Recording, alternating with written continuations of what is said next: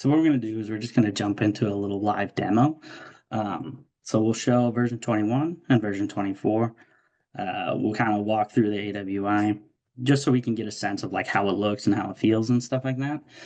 And then what we will jump into is that upgrade path that's available to you. So we're going to showcase one of the upgrade strategies that are available, and then we'll discuss afterwards the other one and the pros and cons of both.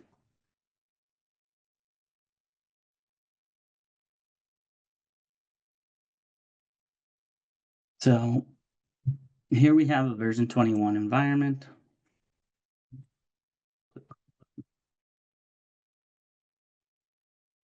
So we can see here we're running version 21.02.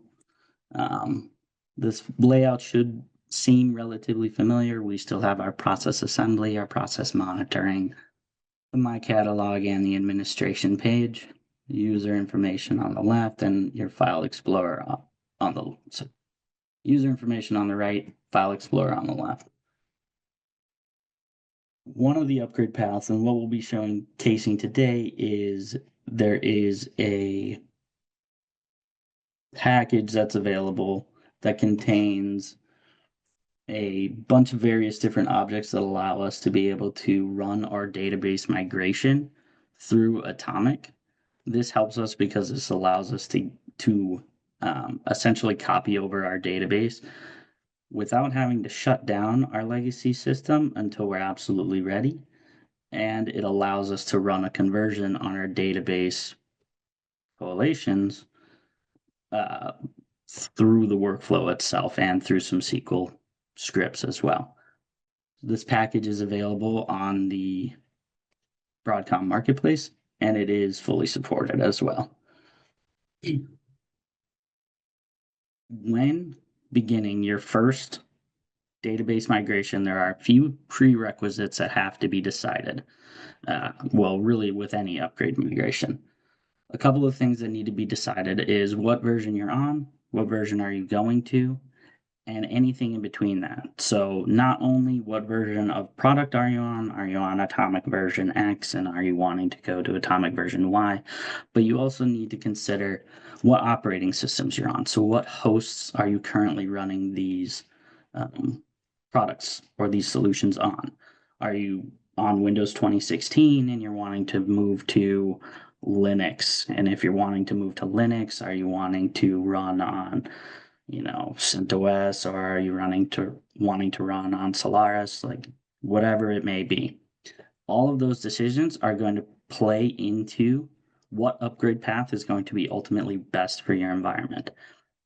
If you are deciding to move from the same operating system type and the same database system type, generally your approach is always going to be running this database migration package. There are a few gotchas with some of the various different versions as well. For example, within SQL, your source SQL database has to be running on SQL 2017 at minimum. So beyond that, some more of those prerequisites that you would need to do is you would need to, as it comes to running the database migration package, not you yourself, but a DBA has to build out your database that's available to you, and you need to specify whatever code set you may be using, if you're using Oracle, or correlation type if you're using SQL. After that database is built and the user has been assigned, you can then move to your source system, import your database package, and then you can begin to run your setup files. So how that would look is once you install the packages, you'll notice you get a whole bunch of objects. You'll get various different actions. You get the app data, and then you'll also get the package itself. So we'll just move into that. The first thing you're going to want to do is go into the setup objects folder. In here, there'll be two objects in here. They're connection objects. This allows us to build our connections to our database. So you don't have to worry about building like a local ODBC connection string or anything like that. What you'll be running this through is you'll be running it through any database agent that you have currently available within your environment, provided that it can form the correct connection, right? If I had an Oracle database agent, I wouldn't try running a SQL migration against it. So you'd fill out that information when that time comes. Once that is completed, you would then move back and you would go ahead and run your UTF migration start. You'll see once you go ahead and start executing this, it's going to prompt us for some information. This is going to be relevant once again to the database type that you're using. So you'd specify what agent you want to run against, and you'll fill out some various different information here. Run mode. This is going to be relevant to the various different stages of the workflow that you're executing in. The reason why this exists is a benefit to you as an end user. So there are 3 different run modes. There's 0, which is initial, there's 2, which is running, and then there's 3, which is final. They represent the different stages of your migration process and really allow for a smoother transition from your legacy system to your new system. So you'll see right here, we're starting in run mode 0. This is your initial load. And what this does is this copies all of your existing data from your source system and stages it in your database, in your newly created UTF-8 database. The reason why this is a benefit to you is because this requires no system downtime. You can run this initial stage whenever you like, and you can run it as many times as you like. It has no impact to your Automic legacy system as you run. Then once we get into running, the next stage will be the 1. That's the running stage. That stage is meant to be ran to cover any delta. So let's say you import the migration package on, Monday of this week.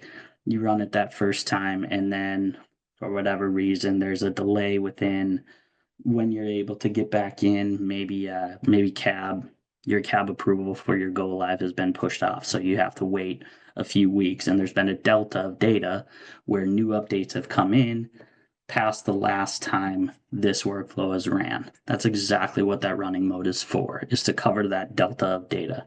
So it's going to update your existing package. That run can also be executed during your system uptime. So it also does not require system downtime. So you're able to cover your delta while your legacy system continues to run. And then the final stage, that's going to be that end all of the legacy system. And that one doesn't require that you shut down the system while it's executing, but you will be shutting down the system after the completion of the final run. You'll then put in your email address. This is going to send you some post shutdown steps to be performed. And then this is relevant to what your database is. So if you're running this migration pack and your database and your new database instance exists within a different database, you need to create a link between the two. This is how they sync and how we create this bridge of data that gets carried over. The zeros mean that the database instances both are installed within the same database, just using different schema. So we'd go ahead and then hit submit. That's going to start executing.